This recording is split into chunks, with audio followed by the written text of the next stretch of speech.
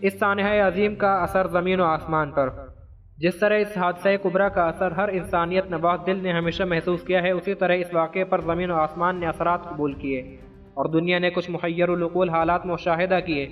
طبری نے اپنی تاریخ میں تحریر کیا ہے کہ شہادت امام حسین علیہ السلام کے بعد 2-3 ماہ تک یہ صورت رہی کہ طلوع آفتاب سے سورج کے بلند ہو جانے تک کم از کم 1 گھنٹہ تمام دیواریں خونی رنگ برنگی ہوتی دکھائی دیتی تھیں۔ حوالہ تاریخ الخلفاء سیوطی صفحہ 164۔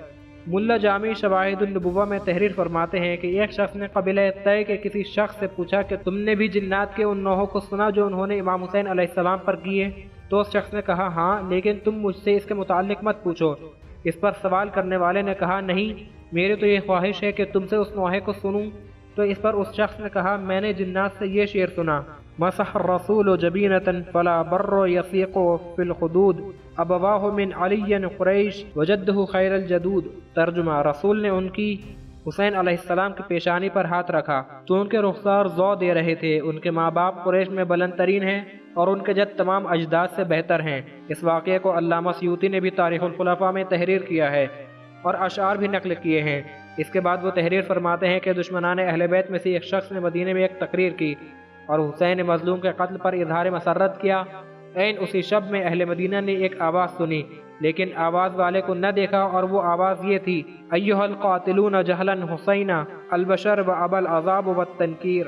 ترجمہ، اے حسین کو اپنی جہالتوں کے باعث قتل کرنے والوں، تمہیں ذلیل ترین عذاب کی بشارت ہو۔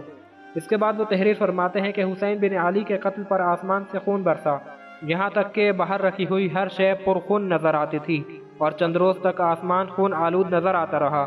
انہوں نے تحریر فرمایا ہے کہ ایک روز معمر و زہری عبد الملک کی مجلس میں بیٹھے ہوئے تھے۔ ولید نے پوچھا کہ تم میں کون ہے جو یہ بتا سکے کہ روز قتل حسین بیت المقدس کے پتھروں کا کیا حال تھا؟ تو اس پر زہری رحمۃ اللہ نے فرمایا کہ مجھے تو یہ معلوم ہے کہ وہاں اس روز جس پتھر کو بھی اٹھایا اس کے نیچے خون تازہ پایا گیا۔ حوالہ شواہد النبوہ رکن سادس صفحہ 175-76۔ شیخ الاسلام شبراوی شافعی اپنی تصنیف الاتحاف میں تحریر فرماتے ہیں کہ جس روز حضرت حسین قتل ہوئے اس روز عجیب عجیب نشانیاں ظاہر ہوئیں، آسمان سے خون کی بارش ہوئی، تمام خون سے تر ہو گئے، اور خاص وقت قتل آفتاب بے نور ہو گیا اور چاروں طرف ایسا اندھیرا چھایا کہ ستارے نظر آنے لگے، اور تاریکی اتنی بڑھی کہ لوگوں کو یہ گمان ہوا کہ شاید قیامت آ گئی۔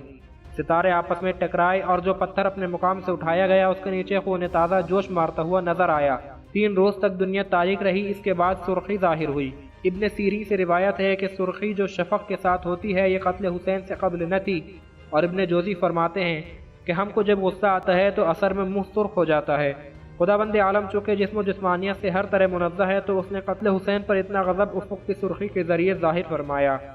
شیخ مذکور صدی سے نقل کرتے ہوئے تحریر کرتے ہیں کہ جب امام حسین علیہ السلام قتل کر دیے گئے تو آسمان نے ان پر گریہ کیا، اور اس کا گریہ یہ تھا کہ اس پر سرخی ظاہر ہوئی۔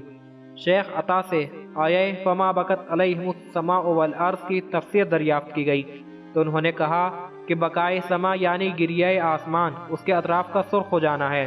ذریت ابن مسعود رضی اللہ عنہ میں سے ایک شخص نے بیان کیا کہ میری دادی نے مجھ کو بتایا کہ ایام قتل حسین میں آسمان خون کا لوتھڑا دکھائی دیتا تھا، اور امام ظاہری فرماتے ہیں کہ روز قتل حسین بیت المقدس میں جو پتھر اٹھایا گیا اس کے نیچے خون تازہ دیکھا گیا۔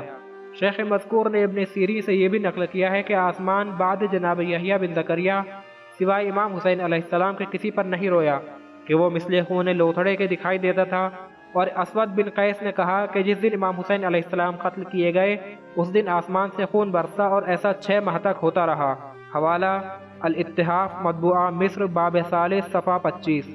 یہاں تک پہنچنے کے بعد اب ہماری خواہش یہ ہے کہ ہم صاحبان فکر و نظر کے سامنے صاحب اتحاف کے کچھ فوائد کا ترجمہ بھی پیش کر دیں تاکہ صاحبان نظر کو سہولت ہو۔